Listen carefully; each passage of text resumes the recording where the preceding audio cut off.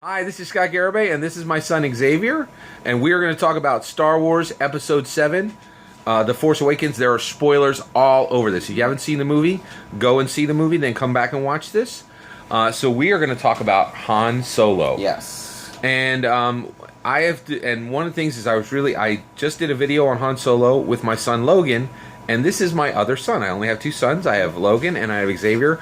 And since that, I think it's the most critical scene in the film where Kylo Ren kills Han. Pretty close. And clearly it's a father-son moment. Mm-hmm. It's kind of I don't know if you could say that's a touching moment where a son stabs a father through the heart with a lightsaber. It is when the father then strokes the face of the son. It's a great point. It really is a touching moment. It's a father-son moment. I think it's like it should be on every Father's Day card. Would you agree? Not quite. But, yeah. All right. So actually, so you had a theory. So I had said, okay, Kylo Ren killed Han Solo because he was really angry with Han Solo as a father. Mm-hmm. What's your take on that? Well, part of my issue is Kylo Ren obviously has been, at least in my opinion, he's been showing he has issues just trying to prove himself throughout the movie.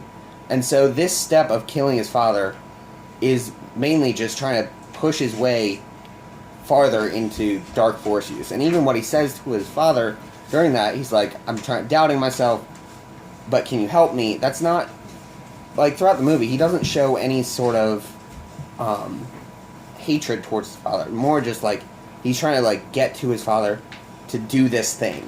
In order to specifically increase his dark force powers. Exactly. Yeah. And, like, even in that one statement, he says, like, it's not a hatred or an anger moment. Like, he's showing weakness and asking his father for help. And even then, like, Han's reaction, and even his reaction after he's stabbed, doesn't show that Han was a terrible father to him, and it shows that he honestly loved his son and did everything he can for him, even after he became a freaking Dark Force user. Wow.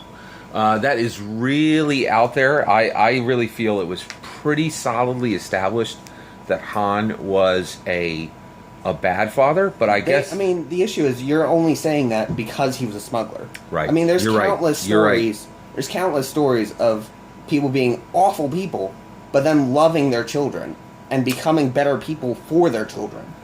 It's a great point. I am projecting that onto him because of his smuggler background. And also, on top of that, the only reason you're saying that even further is because of his actions after Kylo leaves and kills everyone.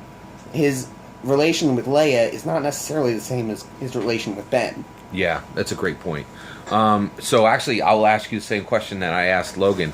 Who do you think will be sadder now that Han Solo is dead? General Leia Organa or Chewbacca? I thought they clearly showed that they both felt it. Leia was worlds away. Yeah. And she, like, clutched her chest and did... Right. Like, she felt it. Right, absolutely. Like, they were connected. Yeah. But Chewie, I feel like, definitely felt it more.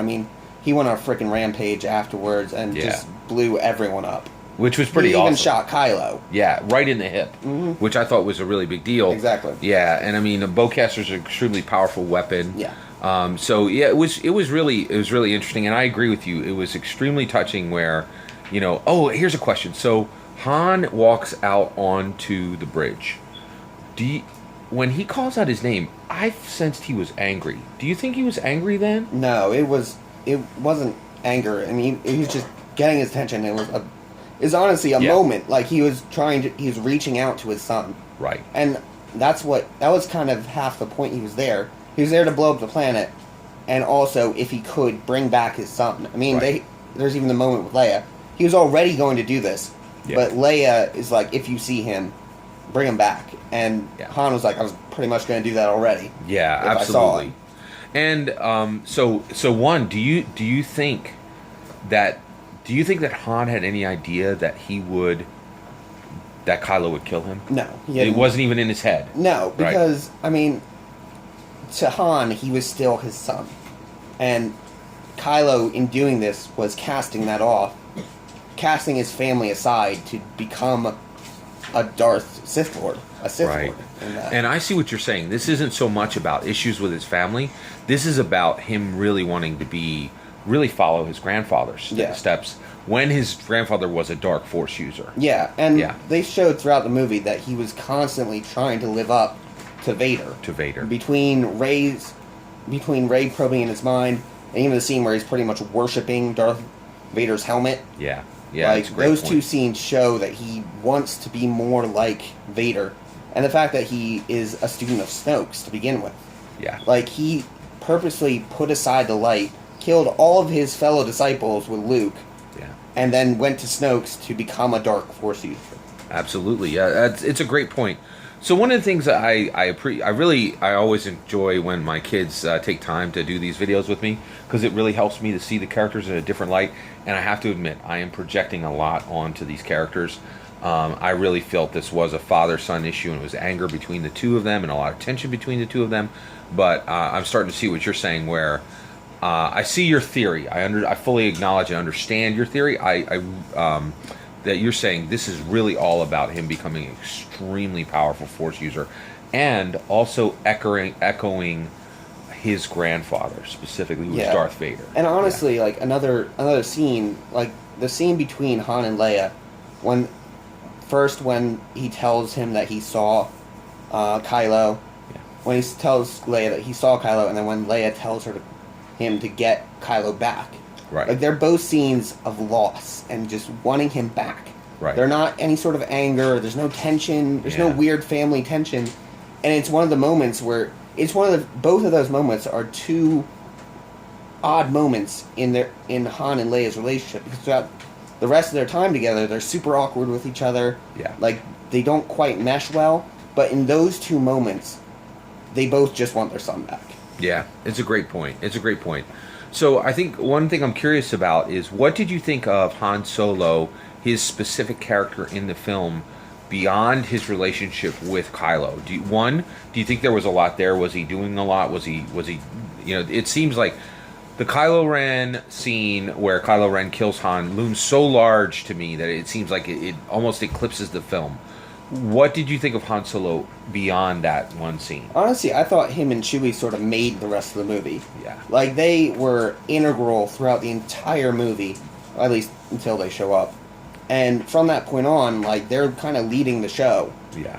I mean, and he sort of fills his role back from the old movies in this one. Except he's even more important because he has more age and more wisdom and shoots more people. Yeah, absolutely. I also, and you brought out a good point where Mott's, where he goes to Mott's Kanata's pirate area, and there's kind of like he supplies a safe port. Yeah, he was the one that knew about Mott's, and he was the one that brought them to there, and he was the one that told Poe, like, you can go if you want, but don't if you don't want to. You can stay or you can go. What did you think of him as a mentor for Rey? What did you think of that relationship? I mean, he wasn't as much a mentor. I thought, like, he led her to points. He did a good job leading her to where she needed to be. Right. Like, he's more a guide than anything. Like, he didn't teach her anything specifically.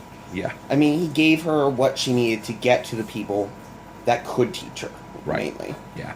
So we talked about, one of the things I think is interesting is when, it's hard for me to think about the movie without thinking about Han's death. It's such a large part of it. What do you think Han's death is going to mean to Luke, if anything? Do you think it's really going to impact? Will it interrupt the training? What do you think it's going to mean? I don't think they'll make that much of a deal of it in the movie. I mean, I think Luke would be saddened by it. But I mean, at this point, he's really old. Yeah. And people just die at that age. Yeah.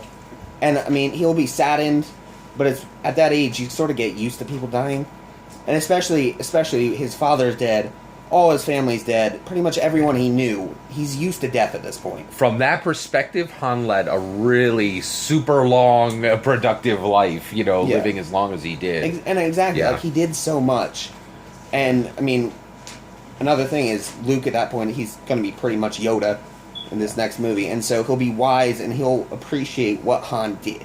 Yeah. And, like, he'll look back and see what Han did and be saddened that he won't be there anymore, but realize that he lived a pretty full life.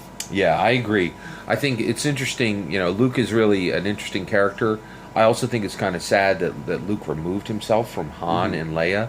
And yeah, and so it is interesting. I think it's one of the things I'm really going to look forward to in episode 8 to see his reaction to that news, to see how it impacts him as a person. So again, I really think it's interesting to talk about this with different people. You have a really different perspective than I did. You know, we really come at it from different angles. And so, but that was excellent. So, you know, I just really want to say thanks for doing the video with me and talking about Han Solo. No problem. And thank you guys for watching. Take care.